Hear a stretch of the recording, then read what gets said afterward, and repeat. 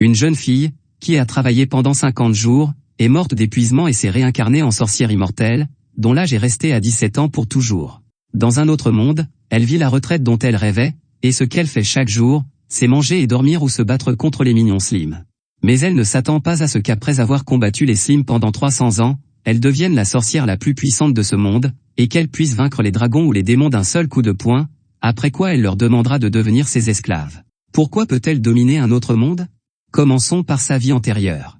L'histoire commence avec la protagoniste féminine Azusa, morte de surmenage à l'âge de 27 ans. Plus tard, elle devient un fantôme et arrive au paradis. La déesse, compatissant à son expérience, décide de lui accorder une vie heureuse dans sa prochaine vie. Elle exauce le souhait d'Azusa de rester toujours jeune et immortelle, lui permettant de renaître perpétuellement dans un autre monde à l'âge de 17 ans. La nouvelle identité d'Azusa est celle d'une sorcière. Après sa réincarnation, elle reçoit des cadeaux de la déesse, dont une maison située sur les hautes terres. Le premier jour, Azusa a l'intention de visiter un village voisin pour obtenir des informations sur ce monde. Dès qu'elle sort de la maison, elle rencontre 3 Slim, qui sont les monstres de plus bas niveau d'un autre monde. Elle les tue facilement et obtient 3 pierres magiques. En prenant les pierres, Azusa se rend au village le plus proche, le village de Flata, où elle apprend qu'il y a une guilde d'aventuriers dans chaque village de ce monde. En entrant dans la guilde, Azusa est chaleureusement accueillie par une jeune fille. En se présentant à elle, Azusa apprend qu'elle peut échanger des pierres magiques contre de l'or à condition de s'inscrire en tant qu'aventurière. La jeune fille sort alors la pierre de registre et demande à Azusa de poser sa main dessus. Les attributs d'Azusa s'affichent alors sur l'interface. Tous ces attributs sont ordinaires, à l'exception de sa compétence d'immortelle.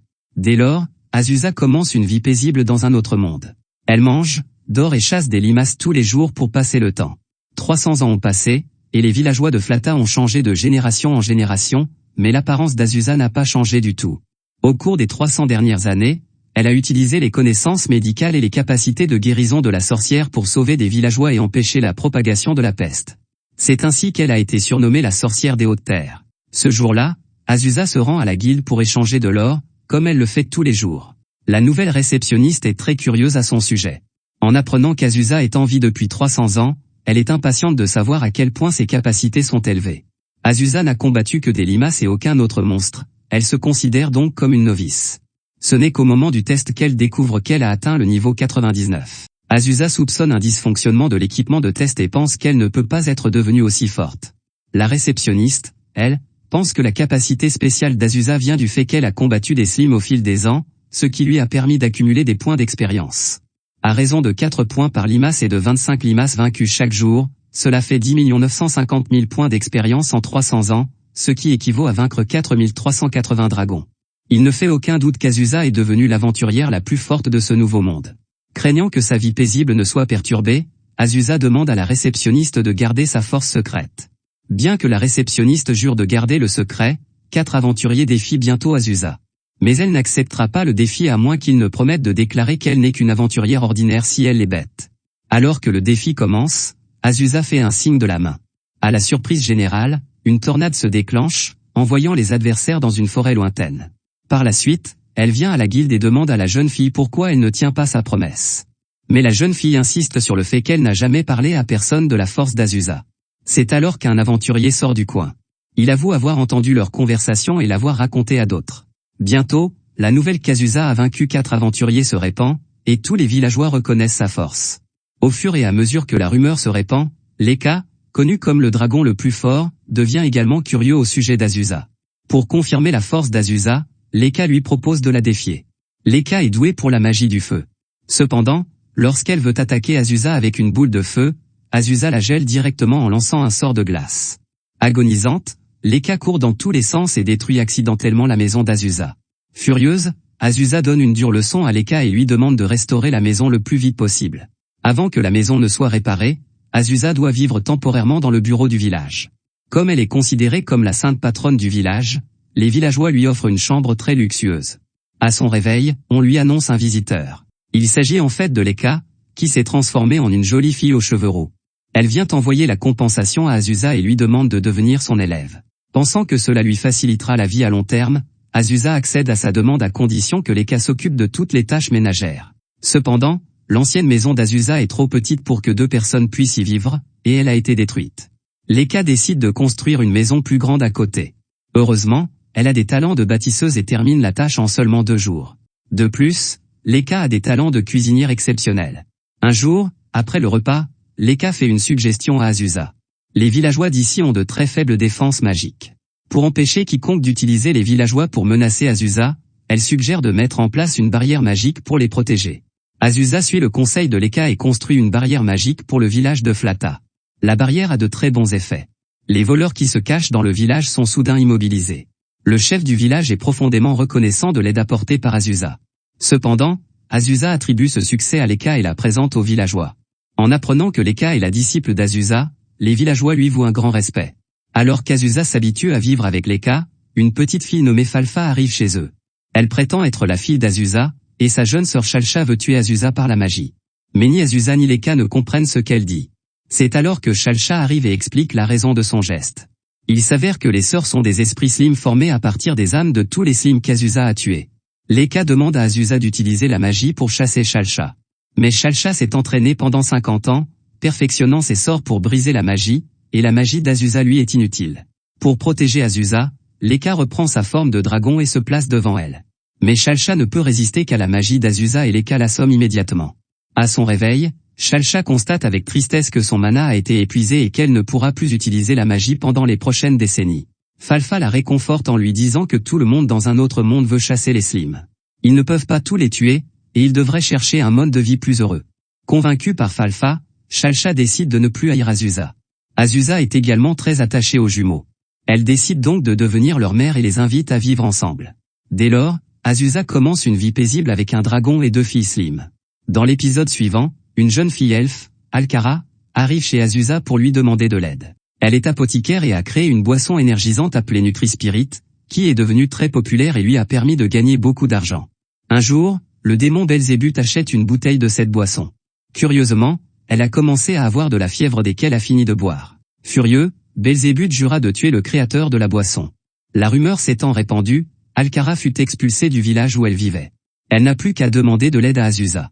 Bien qu'Azusa soit réticente à l'idée de se battre avec Belzébuth, elle est prête à prendre Alcara comme seconde élève. Afin d'empêcher Belzébuth d'attaquer leur maison, Azusa installe une barrière magique autour de celle-ci. Alcara est très reconnaissante à Azusa. Lorsqu'Azusa se rend dans la forêt pour cueillir des herbes, Alcara l'accompagne volontairement. Non seulement elle sait distinguer les champignons, mais elle excelle aussi à les faire rôtir. Azusa pense que Alcara peut enseigner ces techniques aux villageois, ce qui les aidera à tirer le meilleur parti des ressources de la forêt. À ce moment-là, Alcara consomme accidentellement un champignon médicinal qui, en plus de l'exciter, a des effets aphrodisiaques. Sous l'influence du champignon, Alcara devient très désireuse d'un contact intime avec Azusa. Azusa lance rapidement un sort pour l'assommer. Alcara est prise de remords. À son réveil, elle prépare des plats à base de champignons pour s'excuser auprès d'Azusa. Azusa ne lui en veut pas et les 5 continuent à vivre en harmonie. Un jour, Azusa voit la vis de recherche de Alcara dans la guilde. Craignant que Belzébuth ne les provoque en duel, elle demande à Leka d'envoyer les sœurs jumelles en lieu sûr. Azusa et Alcara découvrent alors qu'un intrus s'est glissé dans leur maison, qu'il a bu tout le Nutri-Spirit et qu'il a mangé leur dîner. Alors qu'ils ne savent plus où ils en sont, Belzébuth apparaît. Il s'avère qu'elle s'est transformée en mouche et s'est toujours cachée dans l'ombre. Craignant que Alcara ne soit en danger, Azusa propose de défier Beelzebub en duel, et ils sortent pour se battre. Ils sortent alors à l'extérieur pour se battre, mais Beelzebub est attaqué par la barrière magique et s'évanouit. Ne voulant pas gagner le duel par des moyens inappropriés, Azusa la soigne avec de la magie. Touché par la gentillesse d'Azusa, Beelzebub révèle ses véritables intentions en recherchant Alcara. Il s'avère que les démons aiment beaucoup le Nutri-Spirit, et elle veut donc demander à Alcara de préparer plus de boissons. Une fois le malentendu résolu, Alcara décide de déménager son usine de Nutri-Spirit à Flata pour continuer à vivre avec Azusa. Belzébuth aime beaucoup les filles jumelles d'Azusa et se lie d'amitié avec elles. Alors qu'Azusa s'adapte progressivement à la vie animée de cette famille élargie, Leka annonce soudain qu'elle retourne dans sa ville natale. Azusa pense à tort que Leka leur fait ses adieux, et elle est très réticente à se séparer d'elle. Leka explique rapidement qu'elle veut seulement rentrer chez elle pour assister au mariage de sa sœur. Si Azusa est intéressée, elle peut l'accompagner. Azusa, ses jumelles et Alcara suivent donc Leka jusqu'à sa ville natale. La sœur et le beau-frère de Leka sont des amoureux d'enfance et ils entretiennent une relation très étroite. Cependant, avant le mariage, le père de Leka a l'air très solennel. Il s'avère que les relations entre les clans de dragons sont terribles et que d'autres clans pourraient venir empêcher le mariage. C'est alors qu'arrive le clan du dragon bleu. Il s'agit d'un groupe de dragons sauvages qui utilisent la magie de la glace. Leur chef, Flatort, est célibataire depuis 400 ans et ne permet pas aux dragons plus jeunes qu'elle de se marier avant elle. Dans un premier temps, Azusa décide de ne pas interférer dans un problème interclan. Cependant, Flatort commence à attaquer sa famille. Furieuse, Azusa s'envole et déclare la guerre aux dragons bleus.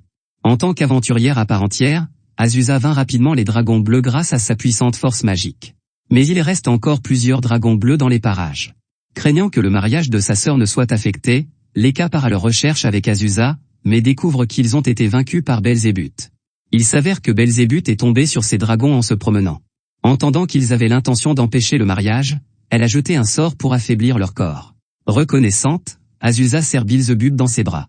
Plus tard, Lekka demande une compensation à Flatort et lui demande de signer un armistice. En tant que témoin, Azusa et Belzébuth aident à réconcilier les deux clans de dragons. Lors du mariage, Flatort donne également sa bénédiction au couple. L'atmosphère du mariage redevient paisible. Mais Alcara est ivre au mariage, ils doivent passer la nuit dans un hôtel voisin. De retour de la ville natale de Lekka, Alcara se trouve confronté à un terrible dilemme. Un fantôme est apparu dans son usine, ce qui l'empêche d'embaucher des ouvriers. Alcara ne sait pas comment s'y prendre avec les fantômes et doit demander de l'aide à Azusa. Mais Azusa ne sait pas non plus quoi faire. Elle lance une très vieille magie pour tenter d'invoquer quelqu'un de compétent pour s'occuper des fantômes. Cependant, à cause d'une erreur de prononciation, elle invoque accidentellement Belzébuth. Heureusement, Belzébuth fait partie du clan des démons et il lui est facile de s'occuper des fantômes. La nuit, Belzébuth emmène Azusa et Alcara à l'usine à la recherche de fantômes. Convaincu que les fantômes ne sont que des âmes mortes et qu'ils ne sont pas terribles, Belzébuth reste calme tout au long de l'opération. Contrairement à elle, Azusa et Alcara ont très peur des fantômes et ne cessent de crier. Alors qu'elles sont effrayées, Belzébuth attrape le fantôme. Le fantôme s'appelle Rosalie, et la nouvelle usine de Alcara était autrefois sa maison. Il y a des centaines d'années, elle a été vendue par son père pour épouser un homme cruel à un prix dérisoire. Désespérée, elle s'est suicidée. En tant que fantôme, elle est piégée à l'endroit où elle est morte et ne peut errer que dans cette région. Mais Belzébuth révèle que Rosalie peut voyager avec quelqu'un si elle possède temporairement une personne faible et facilement influençable. Finalement, ils choisissent Alcara comme vaisseau. Compatissant à l'expérience de Rosalie, Azusa l'invitait à vivre avec elle. Reconnaissante, Rosalie jure de la protéger à jamais. Arrivée chez Azusa, Rosalie veut quitter le corps d'Alcara. Mais, maladroitement, elle s'adapte tellement à ce corps qu'elle se retrouve piégée à l'intérieur. Ils essaient de nombreuses méthodes, comme secouer le corps d'Alcara et utiliser la magie d'invocation, mais aucune d'entre elles ne peut séparer Rosalie d'Alcara. Azusa suggère alors à Rosalie de dormir un peu. De façon surprenante, cette méthode fonctionne. Après que Rosalie se soit endormie parce qu'elle avait trop bu, Alcara se réveille. Pour séparer complètement Rosalie du corps, il plonge Alcara dans de l'eau glacée. Rosalie est réveillée par le froid et quitte le corps de Alcara. Cependant, la rumeur des fantômes n'a pas été dissipée. Azusa demande à Rosalie de préciser qu'elle n'est pas un terrible fantôme. Suivant ses instructions, Rosalie promet aux villageois d'utiliser ses pouvoirs de fantôme pour les aider à faire le ménage. En entendant cela, les villageois sont ravis de vivre avec Rosalie. Un jour, Belzébuth annonce qu'Azusa recevra la médaille d'honneur des démons pour avoir mis fin à la guerre entre les clans de dragons. La cérémonie de remise des prix aura lieu 3 semaines plus tard, et Belzébuth les emmènera au royaume des démons. Pour assister à la cérémonie, il faut porter une robe complète. Mais en tant que fantôme, Rosalie est coincée dans la tenue dans laquelle elle est morte. Pour aider Rosalie, Chalchal l'emmène rencontrer un érudit qui étudie les fantômes. Malheureusement, l'érudit leur dit que les vêtements font partie de l'âme et que les fantômes ne peuvent donc pas changer de vêtements. Sachant que Rosalie souhaite ardemment porter des robes complètes avec eux, Azusa ne veut pas abandonner. Elle décide d'utiliser ses compétences pour créer un sort d'habillement pour les fantômes. Elle trouve une robe et demande à Rosalie de la garder en mémoire. Elle lance ensuite le sort et réussit à changer les vêtements de Rosalie. Avant la cérémonie, Belzébuth arrive avec un démon baleine volant géant pour les récupérer. Plus surprenant encore, la baleine volante porte sur son dos un hôtel luxueux. À l'intérieur de l'hôtel, il y a de la nourriture délicieuse et des sources d'eau chaude. Ils apprécient tous beaucoup le voyage. Un jour plus tard, ils arrivent à la capitale des démons. Conduits par Belzébuth, ils rencontrent le seigneur des démons. Alcara est extrêmement timide, craignant d'être tuée par le seigneur des démons si elle ne se comporte pas correctement. À sa grande surprise, le seigneur des démons Pecora s'avère être une petite fille très mignonne. Elle donne accidentellement un coup de tête à Pecora en se relevant de la position de rampement, ce qui fait tomber Pecora inconscient. Belzébuth vérifie son état et constate que son âme a quitté son corps. Selon la loi démoniaque, Alcara sera exécuté. Pour sauver Alcara, ils doivent réveiller Pecora avant l'exécution. Azusa tente de s'infiltrer dans la chambre de Pecora, mais elle est reconnue par les gardes, ce qui l'oblige à lancer des sorts pour les vaincre et entrer dans la chambre. Alors qu'elle s'apprête à réveiller Pecora à l'aide d'une potion au goût nauséabond, Pecora reprend soudain conscience. Elle comprend qu'Azusa essaie de l'empoisonner et la provoque immédiatement en duel. Pour protéger sa famille, Azusa fait de son mieux et bat Pecora. De façon surprenante, l'attitude de Pecora à son égard s'est soudainement inversée. Il s'avère que Pecora admire les personnes plus fortes qu'elle. Elle déclare qu'Azusa est sa grande sœur et décide de suivre toutes les instructions d'Azusa. Bien que choquée, Azusa met ses mains sur le visage de Pecora et lui ordonne de relâcher Alcara. Pecora est tellement excitée qu'elle libère immédiatement Alcara. Par la suite, Pecora demande à Azusa de l'embrasser, car elle admire les filles qui peuvent se faire embrasser par leur sœur. Mais Azusa ne peut accepter qu'un baiser sur la joue de Pecora. Avant qu'elle ne puisse s'embrasser, les familles d'Azusa arrivent. N'ayant pas reçu de baiser d'Azusa, les jumelles demandent elles aussi activement des baisers. Azusa, qui aime beaucoup ses filles jumelles, les embrasse joyeusement. Le jour de la cérémonie, Pecora remet des médailles à Azusa ainsi qu'Aleka et Flatorte. Pour prouver que les dragons bleus ne sont pas à l'origine des conflits, Pecora demande à Azusa de toucher la corne de Flatorte. Il s'avère que les dragons bleus ont une coutume unique selon laquelle le fait de permettre à d'autres de toucher leur corne symbolise une soumission totale. Après qu'Azusa a touché la corne de Flatorte, cette dernière devient son esclave. Après la cérémonie, elle décide de raccompagner Azusa chez elle. Azusa lui dit qu'elle est libre de faire ses propres choix et qu'elle espère que Flatorte agira selon sa propre volonté. Flatorte est profondément ému et ne peut s'empêcher d'avoir une meilleure impression d'Azusa. Depuis ce jour, Flatorte fait partie de la famille d'Azusa. En tant que dragon, Flatorte et Leka ont les mêmes préférences alimentaires. Un jour, ils deviennent un peu grincheux parce qu'ils n'ont pas mangé de viande fraîche. C'est alors que la réceptionniste de la guilde vient chez Azusa et lui confie une mission de chasse au sanglier. Flatorte et Leka sont ravis de cette nouvelle. Pour se procurer de la viande de sanglier fraîche, elles s'envolent immédiatement vers la forêt. Ayant été habituée au corps d'un dragon, Flatorte n'est pas très à l'aise avec les vêtements humains. Comme il n'y a pas d'autres humains dans la forêt, elle décide de ne pas porter de vêtements. Cependant, elle rencontre bientôt une villageoise alors qu'elle est à la recherche de sangliers. Se sentant gênée, elle doit mettre des vêtements intimes. Mais plus tard, elle laisse accidentellement tomber ses vêtements dans la rivière alors qu'elle se bat contre des sangliers. Heureusement, Azusa la retrouve et l'aide à tuer les sangliers. Pendant ce temps, Belzébuth et sa servante ramassent les vêtements et les retrouvent dans la rivière. En retour, Azusa les invite à se joindre à leur festin de viande de sanglier, et ils passent un bon moment ensemble. Quelques jours plus tard, Azusa apprend que quelqu'un se fait passer pour elle. Pour en savoir plus, elle se rend avec Leka dans un pub. La patronne est gênée par la présence d'ivrognes dans le pub. Elle promet de fournir des informations lorsqu'elles auront arrêté ces ivrognes. Leka leur donne alors une bonne leçon. Satisfaite, la patronne leur révèle l'emplacement du faux. Suivant ses instructions, ils sont témoins de la tromperie des villageois par le faux. Furieuse, Azusa déclare qu'elle est la vraie sorcière et propose de provoquer le faux en duel pour prouver son identité. Effrayée par ces paroles, la fausse tente de s'enfuir, mais elle est bientôt rattrapée par Azusa. Son vrai nom est Eno, et elle est également une sorcière. Eno est une personne ambitieuse qui rêve de devenir quelqu'un d'admiré par tout le monde. Cependant, elle ne veut pas se faire connaître partout, alors elle a emprunté l'identité d'Azusa. Azusa connaît les aspirations d'Eno et décide de l'aider. Comme Eno a mis au point un excellent médicament, Azusa l'autorise à le vendre au marché sous un déguisement. Les médicaments d'Eno se vendent très bien et sa popularité a augmenté sans qu'elle soit reconnue. Dans l'épisode suivant, Azusa est surprise de constater que Falfa s'est transformé en bave. Ne parvenant pas à la faire revenir, Azusa demande de l'aide à Belzébuth. Croyant que seuls les slims connaissent les slims, Belzébuth leur suggère de s'adresser à un intelligent slim vivant dans la capitale des démons. Malheureusement, Belzébuth n'a pas le sens de l'orientation et ils se perdent dès leur arrivée dans la capitale. C'est alors que Pecora vient à eux et leur promet de les guider tant qu'Azusa l'embrasse. Après avoir été embrassée par Azusa, elle leur demande de se rendre dans un entrepôt pour trouver l'intelligent slim. En suivant ses instructions, ils parviennent à rencontrer la slim intelligente. Malheureusement, elle n'a aucune expérience dans la levée du sort, mais elle leur indique le magicien slim. Suivant ses conseils, ils se rendent à la maison de la magicien slim. La bave magicienne révèle immédiatement que Falfa est sous sa forme de sommeil, probablement parce qu'elle s'est froissé un muscle dans son sommeil et qu'il lui est devenu trop difficile de conserver sa forme humaine. Cela n'a donc rien à voir avec la magie. Falfa doit faire de l'exercice pour détendre son muscle et retrouver sa forme humaine. Par conséquent, le magicien Slim suggère qu'il se tourne vers le fighter Slim. Par coïncidence, ce dernier participe à un tournoi de combat dans une ville du sud. Sachant que la fighter Slim est très arrogante, Azusa décide de la vaincre et lui demande d'aider Falfa. Belzébuth participe également au jeu. Mais elle a plus de chances de devenir la rivale de la fighter Slim et la bête d'un seul coup de poing. Ne voulant pas rater l'occasion de se battre en duel avec Azusa, Beelzebub demande à Azusa de continuer la compétition et de la combattre en finale. Avant le match, Falfa retrouve sa forme humaine avec l'aide de Fighter Slim et vient encourager Azusa. Impressionné par elle, Azusa assomme Beelzebub d'un seul coup de poing pour montrer sa belle apparence devant ses filles jumelles. Azusa exprime ensuite sa gratitude au Fighter Slim. Le Fighter Slim admire beaucoup Azusa et demande un duel avec elle. Cependant, pendant le duel, le Fighter Slim sent de nombreux fantômes de Slim autour d'Azusa, ce qui l'effraie au point qu'elle s'évanouit.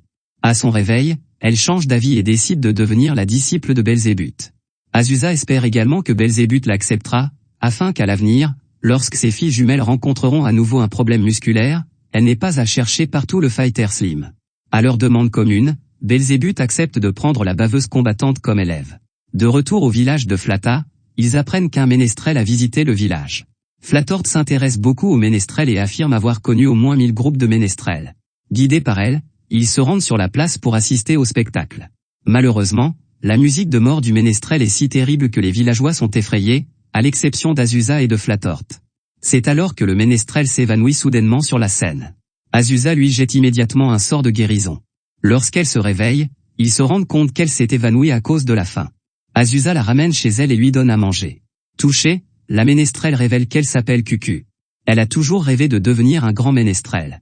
Malheureusement, elle a travaillé dur pendant des décennies, mais son salaire ne lui permet toujours pas de se nourrir. Elle envisage de renoncer à ses rêves musicaux et d'exercer un autre métier.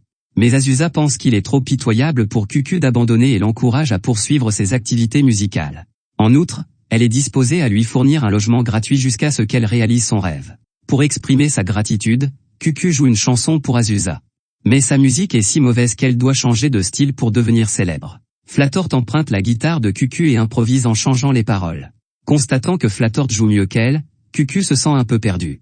Pour l'aider, Azusa demande à tout le monde d'imaginer de nouvelles paroles. Impressionné par ces dernières après les avoir écoutées, Cucu décide d'abandonner sa death music et crée une nouvelle chanson combinant ces différents styles de paroles. Une fois la nouvelle chanson terminée, Cucu a l'intention de partir pour continuer ses activités musicales. C'est alors que Belzébuth se rend chez Azusa. Apprenant que Cucu est un ménestrel, elle lui propose d'écouter ses nouvelles chansons. Cucu prend alors son courage à deux mains et chante la chanson adaptée. À sa grande surprise, la nouvelle chanson est louée par tout le monde. Admiratif de Cucu, Belzébuth l'invitait à se produire au festival de musique des démons. Le jour du festival, Azusa et sa famille, ainsi que Belzébuth, viennent soutenir Cucu. Après une période d'entraînement, Cucu a fait des progrès significatifs dans son chant, et sa prestation est un grand succès. Après le festival, elle devient une chanteuse populaire et reçoit de nombreuses invitations pour des concerts. Flatord dit à Cucu que même si les gens n'aiment pas son ancien style de musique, elle la soutient et qu'elle peut toujours revenir à son ancien style si elle le souhaite. La vie n'a pas de réponse unique, mais tant qu'elle continue, ce n'est pas un échec total. Elle encourage Cucu à chanter selon ses propres désirs. Cucu remercie Flatord et promet de continuer à créer des chansons qu'elle aime. Quelques jours plus tard, Azusa mange accidentellement un champignon magique et se transforme en enfant. Comme elle paraît encore plus jeune que ses jumelles, elle ne peut manger que des repas d'enfants avec elle. Azusa ne veut pas rester une enfant et invoque Belzébuth. Cependant, Belzébuth la trouve très mignonne et hésite à la retransformer. Azusa doit la menacer de répandre la rumeur selon laquelle Beelzebub a été vaincu par un enfant si elle la rejette. Finalement, Beelzebub est forcée d'accepter, mais elle n'a aucune idée de la méthode de récupération. Par conséquent, elle ne peut qu'emmener Azusa au royaume des démons, et ils s'amusent beaucoup en chemin. Arrivée à la capitale, Pecora est ravie de constater qu'Azusa est devenue une enfant. Comme Azusa insiste pour retrouver son corps d'adulte, Pecora demande à ses servantes jumelles de conduire Azusa à l'Arbre-Monde. Elle explique à Azusa que la pharmacie située au sommet de l'arbre vend tous les médicaments de ce monde et qu'Azusa pourra certainement y trouver un remède. Cependant, l'Arbre-Monde est formé d'un labyrinthe complexe de 108 étages. Il y a également de nombreux animaux sauvages à l'intérieur du labyrinthe. Azusa et les deux servantes jumelles arrivent bientôt à l'Arbre-Monde. Elles prennent l'ascenseur gratuit et atteignent le 11e étage.